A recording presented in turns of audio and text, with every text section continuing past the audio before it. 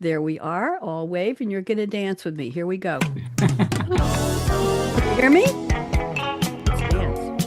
Welcome to Read My Lips Radio, a lively hour of unscripted conversations with savvy creatives. That's you. Producer and host, akaRadioRed, asks novelists, artists, photographers, designers, comedians, actors, musicians, composers, screenwriters, directors, and technology innovators about their creative passion, inspirational muses, and how they create.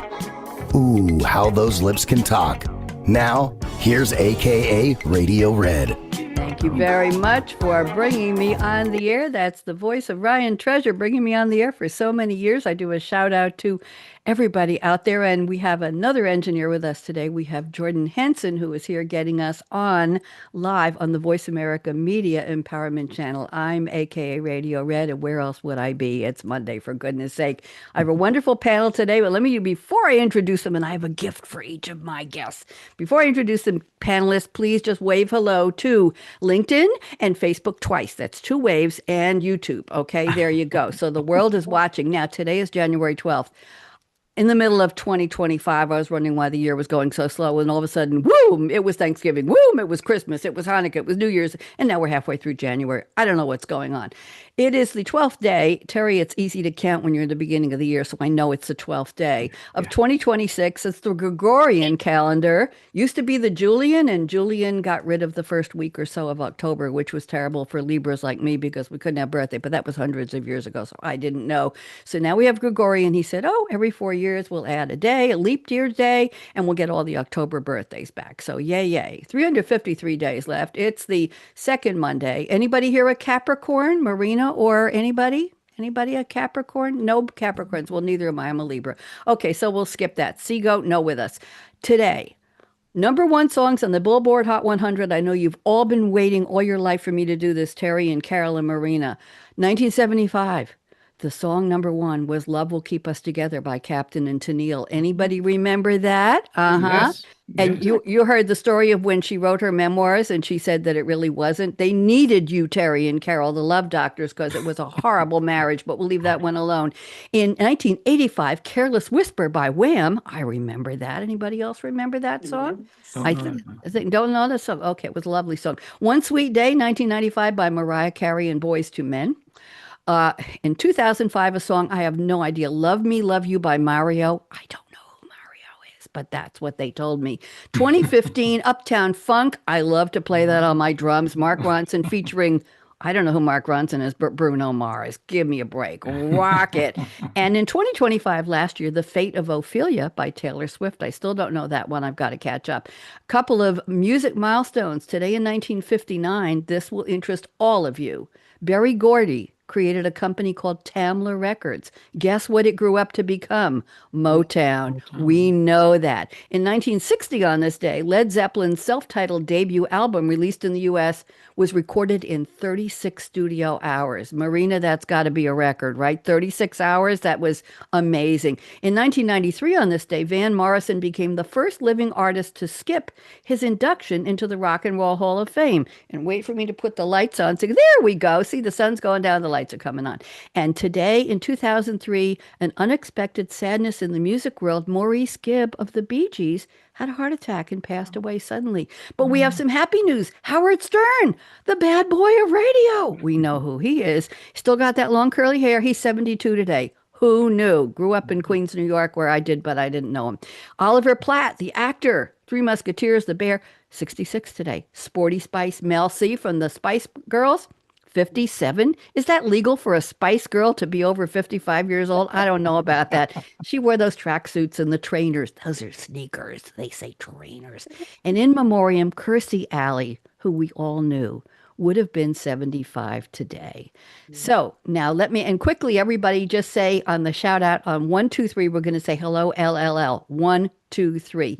Hello, LLL. LLL has not been feeling well, but I told her we'd keep on doing a shout out. She has been for years our most loyal listener, lovely, lanky Laura Legs and Whitestone. And Terry knows I've been trying to get her to move to a place with Elle, and she just refused. So what can I tell you? She needs her computer fixed, so she'll listen eventually. So here we go. I have a gift for each of you.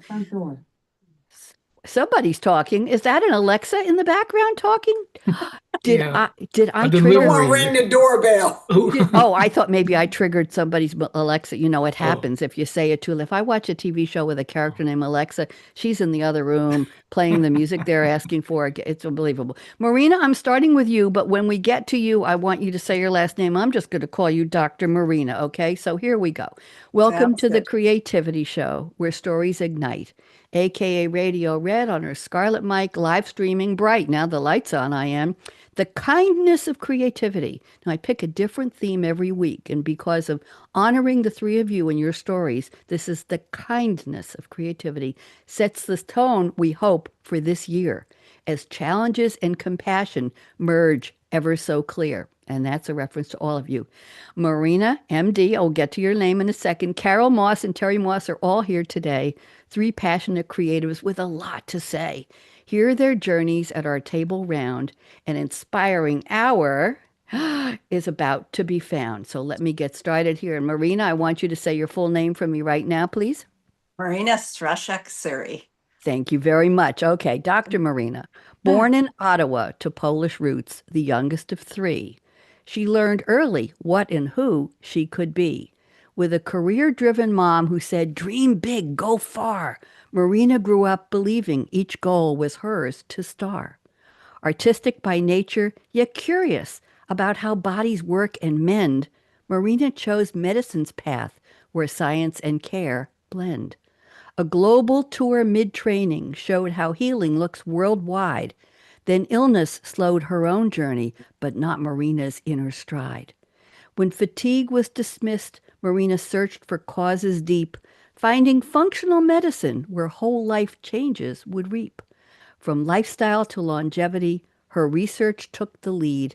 Now an author, doctor, speaker, she helps others thrive, not just proceed. Marina, I hope you like that. I love it. It's great. My Thank gift. you. You're welcome. That's my gift to you. Carol Moss is next, and I can pronounce your name. Born in Camden, New Jersey, the third of seven in the mix, Carol grew up fast with street smart survival tricks. From Brit truck chases to city camps on a yellow bus ride, she learned grit, mischief, and courage, and lots of pride. At 16, Chicago shifted Carol's lifelong plan. She chose calm, stayed put, and a working woman's span. Straight to the workforce, then college, a grant, a degree, a government career that spanned 32 years of me. Sorry, Mike. In 2010, a friend's request sparked Carol's Kitchen's start, a one-woman catering business for big orders. Husband Terry sometimes takes part. Known as the Love Doctors, she and Terry help couples renew. From New Jersey to 5 continents, Carol's resilience cooks with love, too. Carol, I hope you enjoyed that. oh, that is nice. Good. And Terry, you're next. Raised in Kankakee, Illinois, just south of Chicago Sound, Terry loved words and numbers where English and math were found. Baseball, football, neighborhood games filled his days. He formed an electric football league showing leadership in play. Guided by family mentors, granddad, uncles, mom in view, and a favorite aunt whose wisdom still rings true. At Olivet Nazarene, Terry's studies nearly split in two. Business management and psychology, woo, shaped all that he would do. Corporate underwriting showed his business side's command, while ministry fed his passion for helping people and couples understand. As the Love Doctors with wife Carol, Terry helps relationships endure, diagnosing what's broken, guiding hearts to heal and find the cure. Terry, I hope you like that. Oh, beautiful. I'm glad. So gather round where the cool vibes and the cool kids sway as we dive deep into creativity today. AKA Radio Red's energy lights the way. We hope to inspire you to live large, love life, and play. And that's my tribute to the three of you. I hope you enjoyed that. Very much. Very Thank you nice. so Thank much. you. We Good. do I get a wanted. copy of that, right? Well, it's copyright. Listen, it's how I say it. I'll send you a clip. Hold on. I got to turn another light on. It's too dark. There. There we go. Would you believe the lamp I just turned on? I've had since childhood. I'm not telling you how old that makes it, but it's an old lamp. I could call myself an old lamp too. Funny story, when I go into the every month to the shall we say the Red Factory, the hair salon, I call it Red Factory, don't laugh at me, but the girls understand. They say, "Oh, the fun kids are here," and everybody starts to smile. So we do have a good time. I am so delighted to have the three of you here. I met you not recently, a little while ago at the National Publicity Summit, and would you believe I'm scheduled to go back and do another summit coming up in February? So it's been wonderful meeting all these people. Now, I have been at the summit for, I think, about 20 years, and it's where about 95% of my guests come from. So I'm just delighted that the three of you pitched me and showed up. So let's talk around the table. Marina, I'd like you to spend a couple of minutes filling in some blanks for us. My 12 line, three stanza, there we go. My three stanza introductory rhyme, I don't call it a poem, just a rhyme, just touched a little bit on who you are and what you do. So would you like to tell us a little bit more, please? I'm going to put you on speaker view. Marina, welcome. Sure. So I'm an OBGYN. I've been in practice for over 30 years in Ottawa, Canada, where I grew up. I left many times, but I came back just as many times and eventually settled here very happily. So my husband, I met during internship in Toronto. So he's a doctor too. Very busy doctor, so we're a busy family. And in fact, my daughter also went into medicine, but she's in the United States, in New Jersey, and finishing her residency in emergency medicine. I also have a younger son who's still at home studying animation. He's the artistic one in the family, having to deal with the three doctors, which can be a little trying, I'm sure. And what can I tell you? In the last 2 years, I've been writing a book, which is coming out hopefully in the next month or two. It's The Last Details. It's a book on optimizing fertility naturally, which was actually initiated because my daughter, when she graduated from medical school, she asked if I would pay for her to freeze her eggs because she was getting concerned that she was delaying pregnancy, as many young professional women are these days. And that got me thinking, because I thought, well, you don't really want to do that when you're stressed and tired, which she has been for the last number of years. So I started researching what lifestyle changes could actually impact egg quality. And it ended up turning into a book, which is my most recent creative project. Very, very interesting. And I'm assuming you'll market your book to families in that age bracket or older adults who might have children who would benefit from it. So you're looking at multi-demographic cohorts. Am I right, Marina? Absolutely. And I'm also going to market it to physicians because I feel like they don't have a lot of time to counsel patients, and these are important things to talk about. So I'm hoping that physicians will recommend it to their patients who might be interested. Very good. You've got a broad path ahead of marketing. Just a quick question. Are you planning on a video book trailer? Because a lot of authors are doing those today. Do you have any thoughts about that? Well, that's an interesting thought. I have never thought of it. I did do a short video sort of introducing myself. I don't know if that's exactly what you mean. It is talking about the book. So maybe you've already done it, actually. Maybe. Book trailer is where you might not necessarily be on screen, but you would have a picture of the book and you would narrate what the book is about and for whom it's intended and a little bit about your background, and you could show the cover and you could show it's just a trailer. They're usually about 60 seconds. Somebody just sent me one today when somebody was pitching me on LinkedIn today, and Mhm. she said, I'm going to sent me the link to the trailer, and but it was her narrating it. And Okay, a lot of authors are doing, we can talk about that after.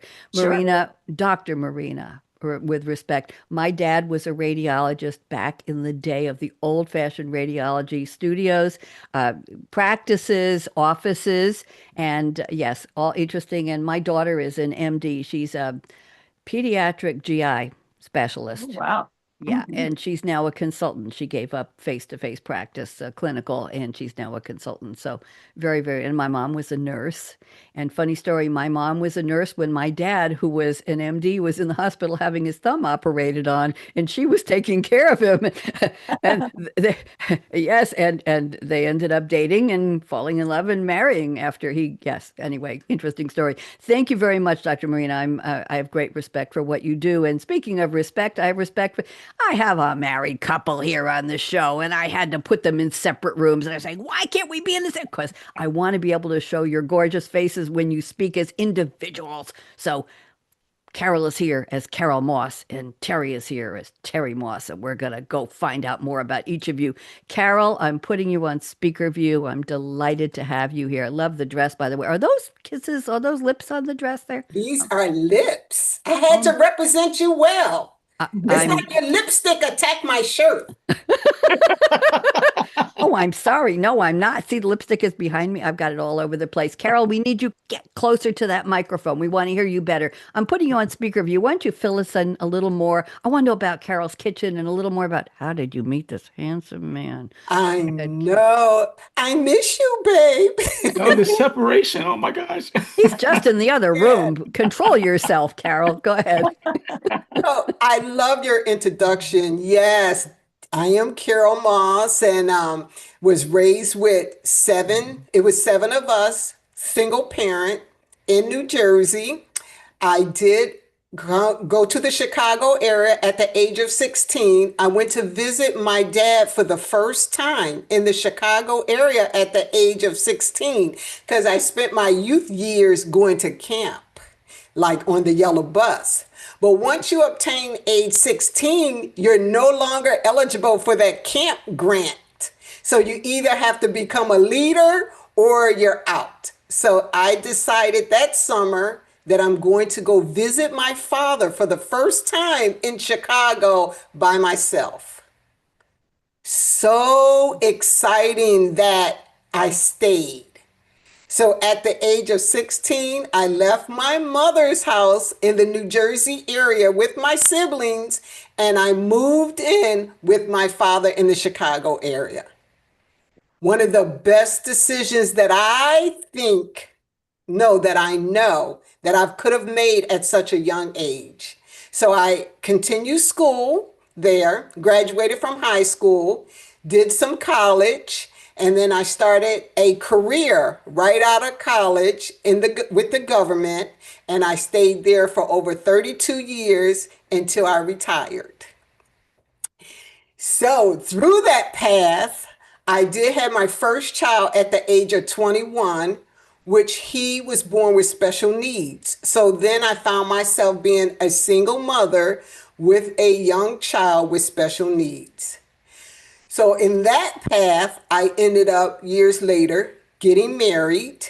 I married one of my high school friends, and I think we would have been better off as friends. But out of that marriage, I had two more children. So I had a daughter and another son. So I found myself again as a single mother raising three children because that marriage ended in divorce. He decided that he wanted to take a different path that I was on. And so we no longer were able to meet in the middle. He went his way, I went my way, continued with my career, raising my children, trying to be this strong, independent female that I consider myself to be. And on that journey, I've always then had a heart to be married. So in 2006, this wonderful gentleman contacted me via email and asked me out. Another second best decision of my life was saying yes.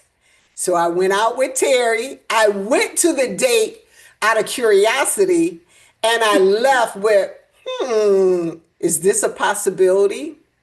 So from that first date, then it was not too many months after that we were married.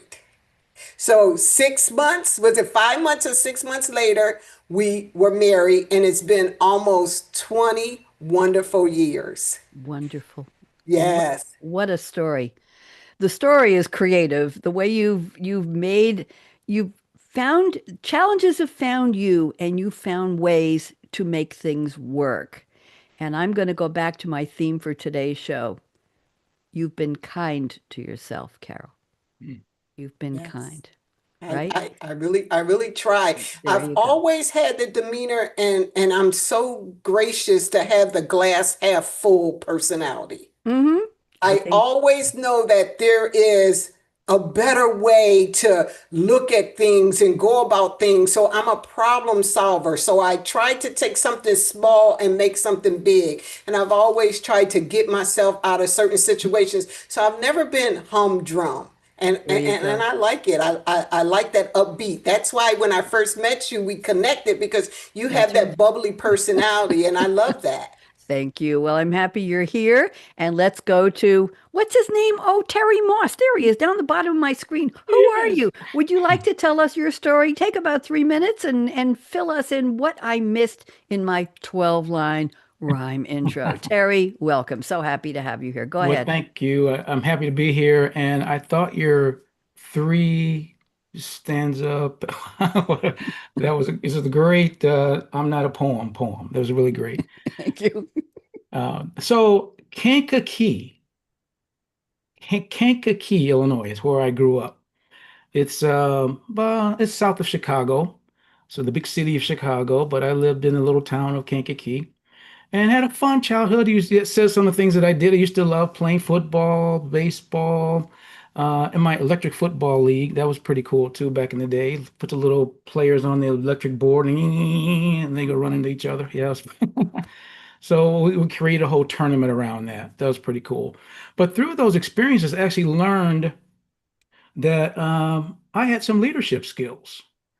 And then, I was 13 years old and was at a church, and my grandfather was the pastor, and he thought I had leadership skills as well. And he put me into a leadership position as a Sunday school superintendent in this small church, but a huge responsibility for a 13-year-old kid who really didn't like going to church, quite honestly. Sunday school was cool, but church was boring.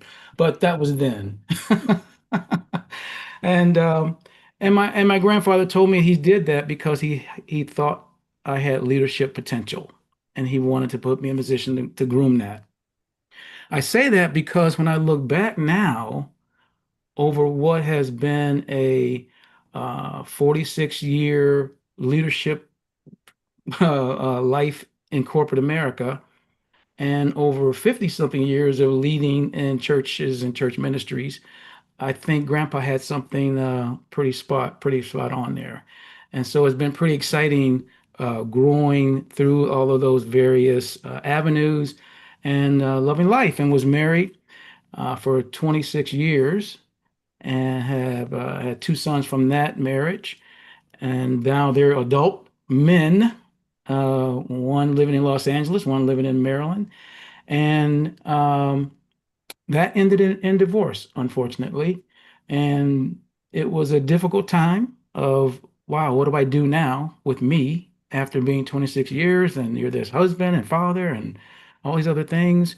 So it was a kind of the dip. I called it the dip in the journey. But it was through great grace and providence and discovery of things about myself that was really important to know.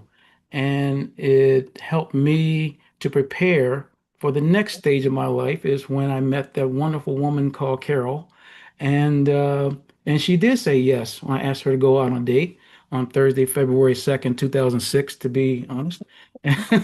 Wait, hold on. We're missing a link here, Terry. We're Okay. missing the link. She said she got an email from you asking her out. You said you contacted. What was the link? Carol's here in the world, Terry's here in the world, I'm somewhere, Marina somewhere, and all of a sudden Carol receives an email from Terry. What gave that to you? Where did you find that? So I tell you, quite honestly, and I love telling the story because in that difficult time of between divorce and then finding Carol, I was just turning my attention upward and really praying and really just reading scripture and trying to understand myself, understand God. And I was serving in the church, and now this was a different level. This was getting deeper into me. And And one morning, uh, this inspiration, this spirit speaks, whatever, how we want to describe it. But it was that thing that said, it's okay to contact Carol. And, Now, and who I was had Carol? Did you know her? Had you met her?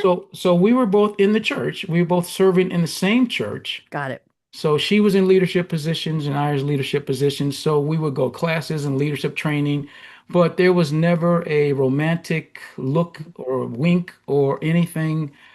Right, none of that. Okay to contact Carol was really a response to this petition. So I left this part out by mistake. So in that time of rediscovery and finding myself, and individuals, including pastors and ministers, were saying, you should be married again. You should get married again. You have too much love to give. Oh, okay. But then I said, okay, Lord, if you want me to be married again, then that's fine. I'll do that. Although I was enjoying my little singleness in that time and traveling and been in Paris and London and going different places. Ooh, Maybe.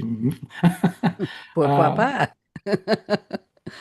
so I said, if I'm to be married again, then I don't want to date all the women in church to find that one for me. So present to me the woman you've prepared to be my suitable helper.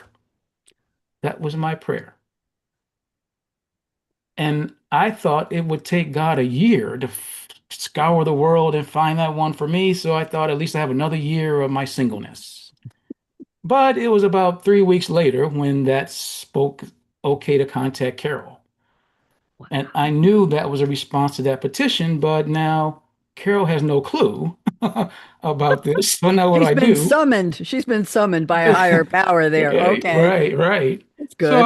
I thought I would get to my office and send her an email because she's used to getting emails from the ministerial staff because she served in those ministries that were hospitality and ushers and greeters. Hmm. She would always get emails asking to do something. So I thought email would be a great way to communicate. So I got to the office, sent her an email, ask, let me know, send an email saying, let me know when you're available. I need to talk to you about something. That's simple. Wow. Yeah. And about 15, 20 minutes later, she responded. So I was happy she responded. And she said, well, if it's good news, I'm available now. If it's bad news, never. If it's business, let me check my schedule. Oh, feisty. I love Yeah, yeah. it. Typical Carol fashion. Yeah. And so I said, nothing bad, just need to talk to you about something. Let me know when you're available. That later in the afternoon, we talked on the phone and I stalled for a while and then finally got to with my heart pounding. I said to her that, I'm coming to a particular end of a season of my life and your name has been given to me as someone I should get to know better. So I would like to know if I can take you out to dinner sometime so I can get to know you better. Terry, that is so classy. But thank you. So, Marina, you agree? That's Yeah. probably one of the classiest non-pickup lines I've ever heard. It's like, hey, baby, I'd like to get Right. to, yeah, but the way you said it to us, I want to move on. I'm loving the story. Thank you so much. Thank you for asking. Very well. That's my pleasure. I want to get to know each of you a little bit better. I wish we had hours and hours, but we have a lot to cover. So Mhm. thank you for providing that link. I was missing the dotted line from you to the email to Carol, who said yes to dinner. We know that. Okay. We have got a lot more coming from both of you. So let's go to the part of the show where I've asked each of you to send me a fictional quote from a fictional character in a movie or TV show or a song lyric. And you did. And I'm going to read the quote with a little bit of background on it. And I'm starting with you, Dr. Marina. And I would like you to take 2 or 3 minutes and tell us what this has to do with your creativity. And I think I know, but I'll start anyway. So the quote you've given is from a character played by Tim Curry. The character was Dr. Frank Unfurter. The Rocky Horror Picture Show from 1975. I'll call it classic. The line I'm about to read, well, the line is the part of the iconic musical number, Don't Dream It, Be It. And the line you've sent is Don't Dream It, Just Do It. It became an anthem for self-expression, authenticity, and fearless creativity. And I have to tell you, Marina, it opened to only modest box office results. The Rocky Horror Picture Show became the longest running theatrical release in film history with $140 million worldwide over decades through midnight streamings and screamings probably and audience participation. It was inducted into the National Film Film Registry in 2005. And this was Tim Curry's breakout performance, launched his career. So there you go. So don't dream it, just do it. Dr. Marina, I'm putting you back on speaker view. Would you tell us how you picked this, where you found it, and what this means for your creativity? Go ahead. So I was in high school when this became a cult classic, and it just brings back great memories for me. And that's basically, I mean, I didn't want to advertise Nike and say just do it, but it's really something I believe in, because I get an idea and I chase it, and that's what gives me fulfillment and happiness. And I'm still doing that and plan to continue doing that. That's lovely. Thank you very much. I appreciate the quote. Yes, you're right. It was close to that other quote. There we go. Carol, I'm going to let you say the quote after I give some background to it, because it is in dialect and it's something I wouldn't do well, and I think you understand where I'm coming from, dear. I let you have it, but here we go. So the character who says this is a character named Shug Avery, played by an actress named Margaret Avery. The musical, The Color Purple, an epic period drama, not a musical, directed by Steven Spielberg, based on Alice Walker's 1982 novel. It set a record at the time because it got 11 Oscar nominations but didn't win any. Interestingly, it's recognized as a landmark film for its portrayal of Black womanhood, resilience, self-discovery, and it also was selected for preservation in the U.S. National Film Registry. Shug Avery, portrayed with magnetic confidence, emotional depth. She embodies sensuality, truth-telling, and her declaration of marriage, which is about to be in the quote Carol's going to read, is a moment of self-definition, bold, joyful, and unapologetic.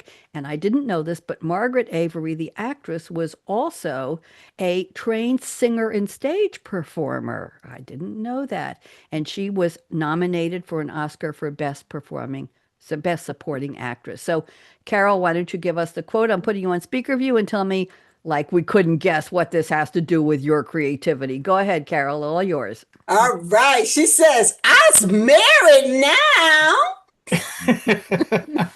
I's married."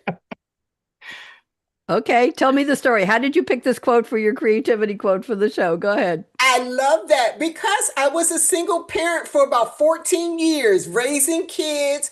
I had a very nice group of friends always around, and I spent a lot of time with them. We would always go out exercising, but I had a desire for a husband. So I used to tell them, when my husband comes to me and I am married, I am no longer going to be hanging out with you guys. We done had 14 years of fun. I need me a husband now. So once I was married, I used to always tell them they want to go out. I'd be like, "I was married now." And we didn't get to the love doctors part. We'll get to that in a little while, but I want to know how you use that. I won't use the word sanctity of marriage, but preservation or kindness or understanding. There's a couple words in some of your creativity statements we're going to bring up, Carol, that I have something to say about. Thank you very much for that. I knew you would do a great job reading that quote. I just couldn't have done that. So there you go. Terry has picked a quote from Jimmy Dugan, played by Tom Hanks. Movie is A League of Their Own, 1992 sports comedy drama. I love the way they string the genres together. It was sports, yes. It was comedy, but it was a drama too, and I think those have a hyphen in them. A League of Their Own was a box office hit. It earned, now this is back to 1992, Terry, so that's 34 years ago, $132 million worldwide. I didn't even calculate what that'd be worth today. Yeah. It's a beloved classic, another classic for its celebration of, here we go, perseverance, teamwork, and women's sports. Also selected, what did the three of you get together and pick 3 movies that were selected for the preservation and the film? I don't think I've ever had guests who all picked National Film Registry movies. I'm sorry. Jimmy Dugan's blunt wisdom and humor capture the heart of the film. Growth comes from effort, resilience, and showing up when it's tough. Tom Hanks, we know that. The 2-time Academy Award winner for Forrest Gump, yes, in Philadelphia, has starred in iconic films, comedy, drama, history, and all together in one movie. He's often cast as the moral compass and heart of a story. And what's interesting, I think you all know this, is the movie was inspired by the real-life All-American Girls Professional Baseball League. spotlighting women athletes during World War II. So here's the line Terry has selected. The hard is what makes it great. Okay, Mm-hmm. resilience, persistence. Terry, how did you find this one? And all the movies in the world you could have picked, how did you find this line? Talk to me. What does this have to do with you? I know it's well, it is what you just talked about, perseverance and things like that. But from that movie, and I love sports, and when I saw that movie years ago, it's just a good movie and well done, and it's such meaningful. But this is a women's baseball league and things that they went through and the difficulties, and the line really comes in a place in the movie where they're playing this big game and it playing I think for the championship for the women's championship first time ever, and one of the ladies missed the throw, missed the cutoff, and the run scored, so they lost. And so Jimmy Dugan, Tom Hanks, was just having a conversation with her. Uh, and actually, no, that wasn't where that line came from. I beg your pardon. It actually came, no, it came from that movie, Yeah, but it's yeah. different part of the movie. Okay. And it's where Dottie, who was leaving, she was like the main star or main best player, and she was not going to come back next year. And because she was trying to go home with her husband and have a kid, right? And she just said to him, "It's sometimes it just gets too hard." And that's when Tom Hanks, Jimmy Dugan looked at her and said, "The hard is what makes it great." And I often think about that when I'm going through difficult things or when it's something that's hard to figure out or just like I'm getting too old, I can't do this anymore kind of thing. And I realize sometimes it's just too hard, but I feel like in the way I say it, it's the hard that makes it great. That's how I say it because that's what that means to me. It's the hard that makes it great. And everybody's not going to do great. Everybody's not going to do hard. But I want to do hard so I can do great things. Another word for that is challenge. Another word for that is roadblocks or that mountain to climb, right? Marina, Yeah. you had a challenge. You Yeah. accepted the challenge, Marie, Dr. Marina, of finding out how to help your daughter and other people looking for that answer, right? Yeah. Yeah. And Terry and Carol were faced with challenges, and I have too, but that's not, we're not going to talk about my life right now. But I think we've all, Carol, I'm still single after divorcing about 35 years ago, but Mm. I've had a couple of opportunities and a lot of emails, Terry, I'm sure. and a lot of dinner dates, let me tell you. And I ended up with one engagement ring, but luckily I called it off before it went the wrong way. So there you go, long ago and far away. And I'm just happy. I'm happy that you're happy, and I'm happy that I'm happy. And we'll leave that all alone right there. Thank you all for the quotes. I'm going to go to the creativity statements. And Marina, I'm starting with you and I'm combining two of your statements. Here's how it's going to work. I'm going to read statement 1 and 4. You don't have to find them. I've got them here. And I'd like you to unpack them for us a little bit, Marina. And then I keep wanting to call you Dr. Marina. I have great respect for that title and that degree. Now, and then I will briefly go to Carol and Terry and ask if there's anything that resonates with you about what Marina has said. Then Mm. I'll pick 1 or 2 statements from Carol and we'll make it a brief round table, and then 1 or 2 from Terry and we'll make it around. And let's see where we go with this. So, Dr. Marina, I'm combining 1 and 4. This is you speaking, I feel most inspired at my cottage, where I'm often seen on a lounge chair overlooking the lake under my favorite tree, with a laptop on my lap and my teacup Yorkie, Koya, beside me. And then you add, when my mind gets overwhelmed with the writing, we're talking about your book, I turn to doing something with my hands, like knitting or making a necklace. You have packed so much creativity into those 2 sentences there, Dr. Marina. So and I know Terry, this is going to resonate with something that he sent me as well. Dr. Marina, why don't you tell us a little bit more about this and what it is, how long you write this way, and just what it means to you. Go ahead. So my cottage is my favorite place in the world. Actually, it's on a lake a couple of hours from here, and actually it goes way back because my parents had a cottage on that lake. So I would spend my summers there as a child. And then when I met my husband, he fell in love with it. And for 20 years, we searched for a cottage on that lake, and it took that long for one to become available. Wow. So we Wow. finally bought it. And that is where I just let loose. And my husband feels the same. We just love to be there in nature, on the lake, under the trees. And that's where I feel I can relax the most and really feel the most creative. So I have my little place under the tree, and my book I've been writing just on weekends because I have a full practice still. But I really enjoy the process, and it's been a lot of fun. And yes, my little dog keeps me company always. Does your But little I do like to do other creative things. As I mentioned, I love to crochet and knit and make jewelry and sew. And so that also really helps me get through tougher times. I feel that it's a very relaxing thing to I do. want to know about the jewelry. Carol does too. What kind of jewelry do you make? What do you use? How do you craft it? Do you have a studio? What do you do? So our spare room is actually called the bead room because it's full of beads. Rarely guests, mostly beads, which I've collected from all our travels. I love to find different beads in different countries, and drives my husband a little crazy. But I learned a technique a long time ago from a book of crocheting beads. You know, I should have worn one of my necklaces and I didn't. I'm wearing something else. But you crochet beads in a circle, and it gives you like a cord of beads. Really? And it's quite an interesting technique, and it's not well known. And I do it a lot. I've made quite a bit of jewelry with this. I have to look into that. That's fascinating.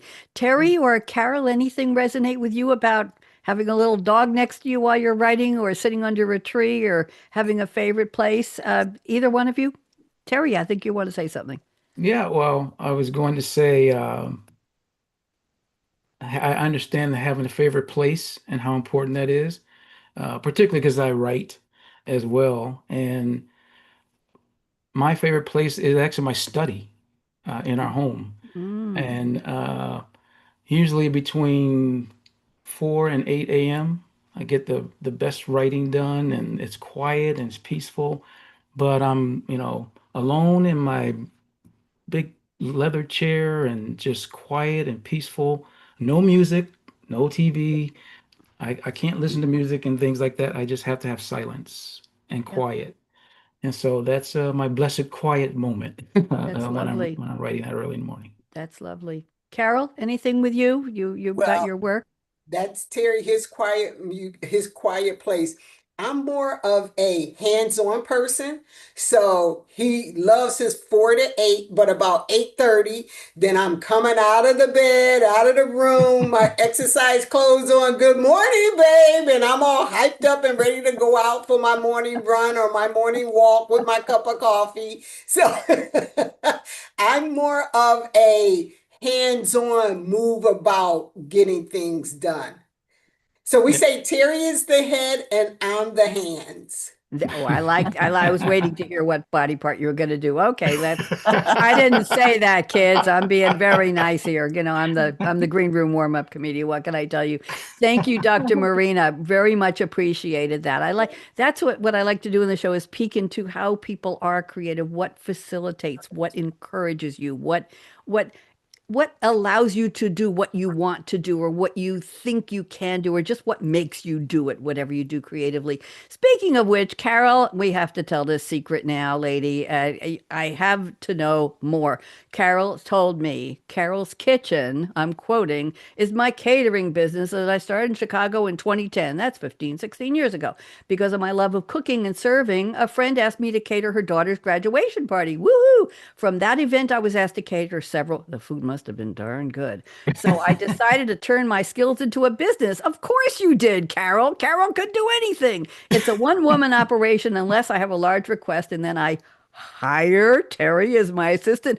That keyword was hire. I really got a kick out of that. Right. This isn't Terry's love, but since he loves me, he comes along with somewhat of a smile, LOL.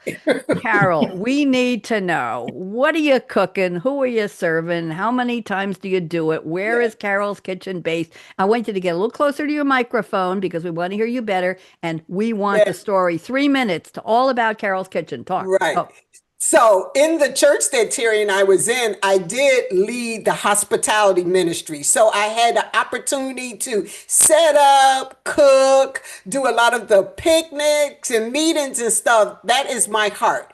Like I said, we grew up with a big family, so I started cooking at a very early age. And cooking takes some sort of creativity. So I love to cook. And so, because of that, my friends, and during the holidays, I'm always baking. So, Christmas, I would bake cookies and make cookie baskets. I mean, it become a whole week event. I would set the kitchen up like it was a full-time business. And I have tables, my ingredients and flour, my apron. I would take a couple days off work. I just love creating different types of cookies. And so from that, my friends would bring their basket every year to get their basket filled up with Christmas cookies. So from that, my friend asked me her daughter was graduated, would I cater her graduation party because she was a part of our church too and know that I love to cook and serve. So I said yes. And from that, several people that was at the event then asked me, would I do a baby shower and would I do small little events? So it started growing from there. So I'm like, we're going to turn this into a business. So in the Chicago area, I did quite a bit because I had my license. But once I moved to Florida, I no longer was able to use Illinois license here. And because of the weather, it's more complicated. Plus, I'm older and I don't have the same team that I had in the Chicago area. So I'll do small little events here. I think last year was it 2024? I did the biggest event here in the Florida area for 200 people. And that's when I had to hire Terry. And he's like, because he used to tell me back then, I am not a part of your ministry and I am not a part of your catering business. But because he loves me, he comes along. We'll go shopping and he'll serve and he has to wear his apron and everything. And I make sure that he keeps everything cleaned up. And so, yes. that's a riot. Terry, what is your favorite thing that Carol cooks or provides at these events? Does she have one special dish or one special cookie you love the most? Well, her cookies, I love her chocolate chip cookies with walnuts or almonds or not almonds, Mm. pecans. Uh, and favorite food, because I like fried chicken, I like her fried chicken, but she really does a lot of things really well. I'm trying to Good. think if there's anything in particular. You can think Uh, because you're next. Dr. Marina, do you cook? Do you have a love of food? Do you have any favorite anything you want Carol to cook for you if she caters? What would you ask her for? I'd love to try her fried chicken. oh, I unfortunately am not a cook. I never learned how to cook, and it's too bad. I wish I knew how. I don't know if it's too late for me, or No, it's I'll not wait too till I late. retire. It's never too late. You can always learn. Yes, I used to bake only from scratch, Carol, and recently, a couple of years ago, somebody turned me on to Krusty's muffin mix, and it's very very good. But you add, did you know that in the 1950s, home baking got to be very popular, but the mixes had everything in them. And apparently, American women were very offended that they couldn't add fresh ingredients and they felt like their creativity was being robbed from them. So the wow. baking companies, I did a lot of research on this as part of another show. It was just something I was talking about. And apparently, the baking companies decided to then not put the eggs in, not put the oil in, not put the butter in. So it wasn't homogenated, whatever you want to call it, hydrogenated. So the fresh ingredients, and American women said, we want to add fresh ingredients to our baking. So that's why when you buy a cake mix, Betty Crocker, Duncan Hines, Krusty's, you have to add fresh ingredients. That's where it came from. So American women said, don't show us everything in the box. We want to be part of the process. I got a real kick out of that. So what I've decided to do, instead of putting them in little muffin cups, and I have the pretty little ones, you know, the foil ones, the ones with polka dots on them, I put it in a loaf pan, and it comes up really high and makes a crust on top. And then I had from the bakery in my supermarket, I bought a babka. I don't know if you know what babka is, but it's an 9 by 5 type of a cake. And the babka wasn't that good, but I decided to make my own. So I put the chocolate chip mix in. I add extra dark, not semi-sweet, but dark chocolate chips, a little bit of extra water. It rises a little high above the pan. I put parchment paper into the glass baking dish. And when it's cool, I lift it out of the glass. My aunt used to call them Pyrex. That's the brand of glass we baked in, and put it into the plastic container from the babka that I have washed. And then I can snap it closed and store it on the counter in the fridge. So instead of muffins, which will get stale very quickly, I can slice into this wonderful coffee cake style chocolate chip cake and have a piece, and then microwave it for about 15 seconds, and the chocolate chips start to melt, and have it with a hot cup of tea. Carol, are you impressed? I am very impressed.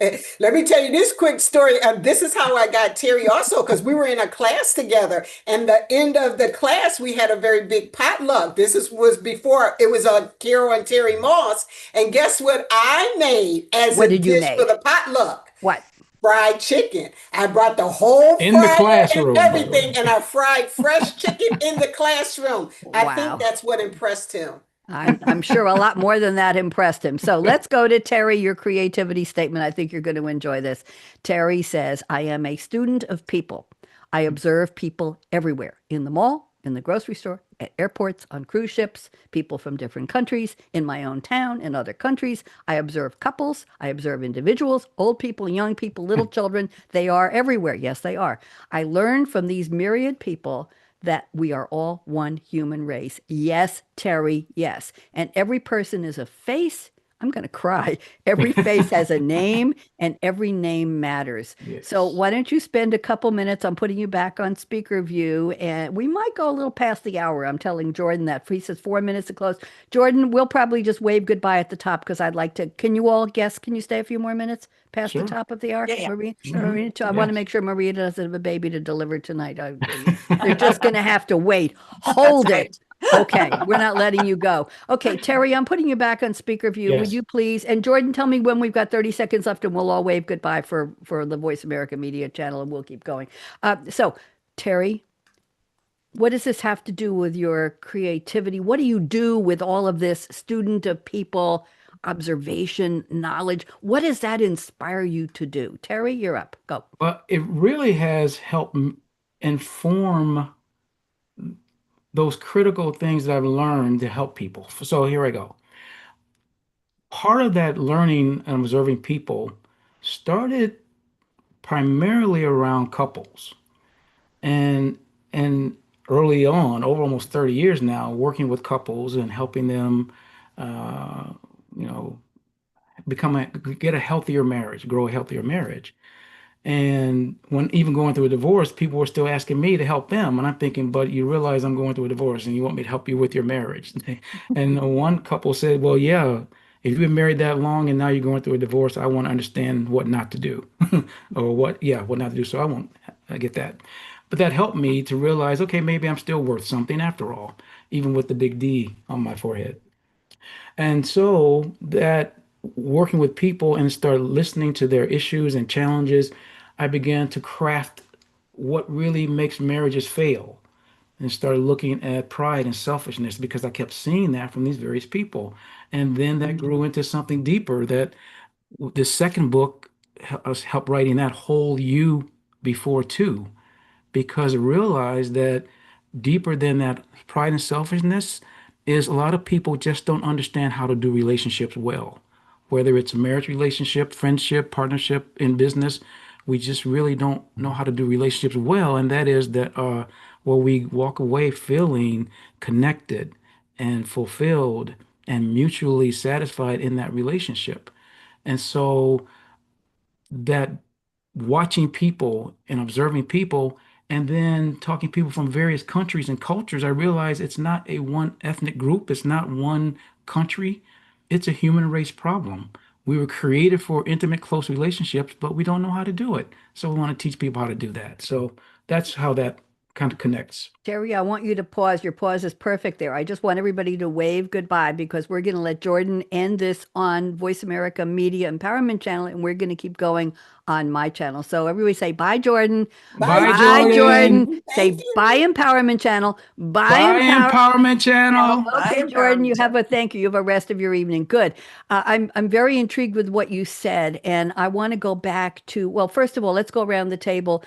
Carol, obviously, this means a lot to you. Marina, anything that Terry said resonates with you about seeing people? You're in the people business. Yes, absolutely. Good. You know, what struck me about what he said is that I think a lot of people don't love themselves first before getting into a relationship, and they bring their own hangups into relationships.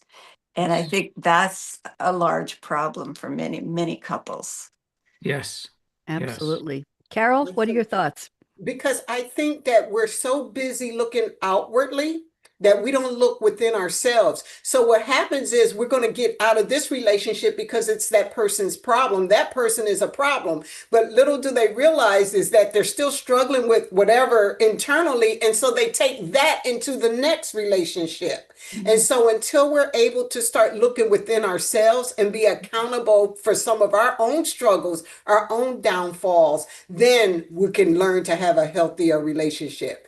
So when Terry was told he has a lot of love to give, he absolutely does have a lot of love to give. And I'm so fortunate to have him as my husband because he came in and we blended our family. So with that big heart and his study of individuals, he helped me then understand how to raise these children in a more empathetic, productive household because I was stern as a mother, as a single mom. I was You had struggling. to be. You had to be. You were running the household. You were running the how the children were going to grow up. It was you in charge of everything. There's Yeah. something wonderful about a partnership. And I noticed, I'm not going to go into it too much because I do want to end in a few minutes. But Carol, I noticed in some of your creativity statements, you mentioned about submission in a marriage. And I want to address it. We're not going to get into the religious side of that at all. But I was a ballroom dancer for many years. And the question was, men would say, don't back lead. Well, I didn't usually, but if the man was a really crappy dancer, I might have, pushed a little bit. Let's do this. That.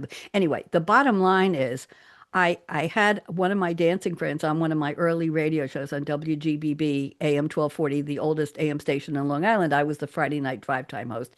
And I invited him on and I said, there's something about accepting in a team that one person is the leader and one person isn't just the follower, but the teammate. And I said, I come, and I think you'll understand this, Carol. Marina, you're smiling. I think you're going to get Terry. I know you get this. I said, being the follower in a dancing couple, I come from a position of strength because I'm choosing to do the steps that my partner wants to lead me through as he choreographs the dance. We can't both be yelling directions from, okay, do the box step now. Okay, do this step, do that. No, by accepting it, I'm saying this is a good thing and if you don't like it, go find another partner. That's the bottom line, right? But I That realized too. that there was a strength. Terry, you understand what I'm saying? There was a strength in my saying, I will allow somebody to choreograph this dance, but I am saying I am a strong partner Yes. by doing this with that person, and we're having fun dancing together. And I saw that as almost as a paradigm of relationships. Is this resonating with you, Terry? Do you Yeah, like that? absolutely. I love it. I love it. I don't know why we get the impression that it's bad being the second seat. I remember when marching band, there used to be the first seat is the first flute or first Hmm. clarinet, and then there's a second seat, the second best person. And it doesn't mean that one's better than the other. You No. just second seat. And so uh, someone's got to lead, and the leader is the ultimate responsible person. But then it's a partnership, and particularly in the relationship setting of a marriage, Yeah. or it's Anything. But It's you so know what? important. That is so good, babe. But I don't look at it as a second seat because another person don't ever want to think that they're behind. But I think when we learn our strengths and our weaknesses and we allow that person to utilize their strength and you utilize your strength, then you bring that together. So you'll learn who leads. You will learn who can Right. coordinate the dance. Not always the man or not always the woman. Who is better at whatever you're bringing together as a team? Bring the skill. Recognize that, accept that, and be okay with it. And by the way, following the lead of a dance partner is a great skill in itself. And my Exactly. reputation was I I take that instruction very well and I bring my skill to it. Marina, do you Yeah. dance? Come on, let's get you into Yeah, this. I love to dance. And it brings me back to when I was a teenager, actually, because my brother is an excellent dancer and we used to jive together. And those Oh, Oh, those are fun times. Lindy, Uh, ah, swing, right? Wow. Wow. don't do that much anymore, but Oh, I dance in my kitchen, and my favorite music in the kitchen to dance, funny, is Megan Trainor, and one of her songs I love is I Feel Better When I'm Dancing. And it's great. just, and she has a song about the perp walk. Well, we won't talk about that one, but anyway, when you're out late, Daddy, I came home and you wouldn't want me to drive after drinking. Yeah, I just walked at 4 in the morning. Okay, we'll leave that one. Those days are over too. But anyway, I want to thank the three of you, but I have a little more to do here. I hope you have a few more minutes for me. I want to read you some quotes. Okay, some creativity quotes. I think you will enjoy this. This one is from Canadian author Lucy Maud Montgomery.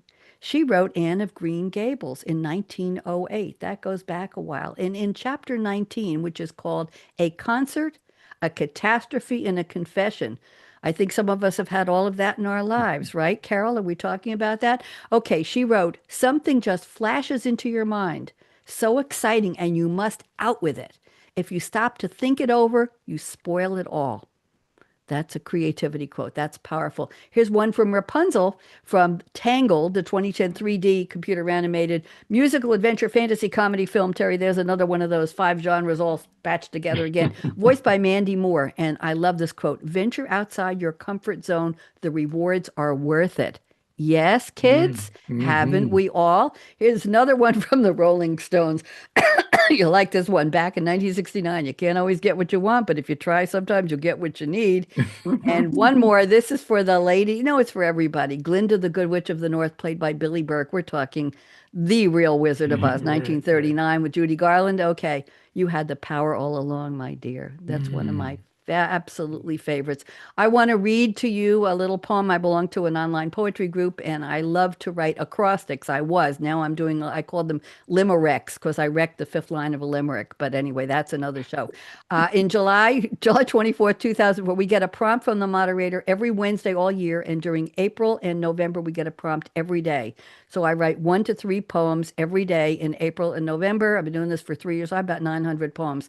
And, you're not shy about it. You post it online and we give each other thumbs up and we comment. It's a community. So I'm dedicating this to you, and it's an acrostic. And the word of the day, the prompt was night shift, NIGHTSHIFT. So I'll nod when I get to each letter. So I have a line for each letter. Never quite really at rest. It's the life of a creative. Going, gripping, gyrating, growling, groaning, growing, highs and lows, flowing on a mental Mobius strip. The days are the nights, are the days again, shifting off and on, into and out of gear, hoping for unique brilliance even once. It's a calling, command, curse, roller coaster, finding eureka, euphoria amid frustration, fears. Thus is the life of the creative. I hope you enjoyed that. I Beautiful. dedicate that to my wonderful creatives today. And now I'm going to close, and then we're going to play some interesting music. Don't go away. If you got a few more minutes, we'll talk after. Oh, I have one. This was called Write a Blank, Blank, like blank acrostic. That was the prompt. And I wrote this one: believe in love always. Never kiss a leprechaun in a kayak. Every boat's like a nervous kangaroo. That was blank, like Blake. Okay, I thought you'd get it. So in 2014, I closed my shows with the top 10 tips for women, although they apply to everybody. And the number one tip, which came true a year ago, was aspire to be Barbie. The biatch has everything. Okay, so that's, yes, I know. Time would tell. Now, here's my final closing, and then I'll put some music on and we'll be ready to go. Life is short. We don't know how short. Break the rules. Right, kids? Aren't we all? You're here. You're breaking the rules. Forgive quickly. Terry, I still haven't figured out how to do that, but I know it's a skill I have to learn. Kiss slowly. Well, what can I tell you? Is there any better way? Don't tell me. Love truly. Laugh uncontrollably. Laugh with me, everybody. 1, 2, 3. Don't hurt yourself. I don't have laugh insurance. And never, ever, ever regret anything that made you smile. Here's the final closing. Work like you don't need the money. Dance like no one's watching. But when I was teaching disco in a high school cafeteria near Eugene, Oregon, in high heels, they gave me a Formica table to dance on with my partner. And I said to them, like crap, there was no OSHA involved. I said, you build me a wooden stage and pay me my part. They said, no, your partner booked the class. He's getting $5.25 an hour, and you're the assistant. You're getting $2.23 an hour. And if you want to get paid the same, I know, Terry, if you want to get paid the same as the man, you have to start your own class. So you apply to us. This was adult ed. We had 275 students in the class. After 10 weeks, they did build a wooden stage the next week. After 10 weeks, we still had 175 people. We taught line dancing. It was quite interesting. Wow. So sing like no, and I was quite a dancer. And what legs? Sing. People could recognize me across the street from my legs. Sing like nobody's listening. I haven't sung tonight. I controlled myself. And love like you've never been hurt. Money talks. Chocolate sings. La! And I stole this line from somebody years ago. Last but not least, thank you for turning me on. Let me go to the music now, and let's see if and I'm going to play, instead of the usual outro, I'm going to play the music from my brand new show, which is Say What Good News. Listen up. Say what? Dance with me. Good news. Say what? Disco days. Marina, go. My brand new show, 5 days a week in the morning. 3 minute, one good news story. Morning coffee in my cup. Scrolling. Never give a left-handed mug to a right-handed person. Same old drama, same old Awkward. feed. Flip the dial. Flip the dial. What I need. That's what we need. Turn it up, Let the bad vibes fade. On a brand new wave. Every laugh is a little upgrade. Hit play. Hit play. Say what? Say what? Good news. We talk it out. We lift the mood. We lift the mood. Right, Terry? Right, Carol? Right, Marina? They do. Good news. Feel that smile coming Feel that smile coming through. Good news. This groove's for you. Say what? There we go. Everybody wave goodbye to our social services. We're on LinkedIn.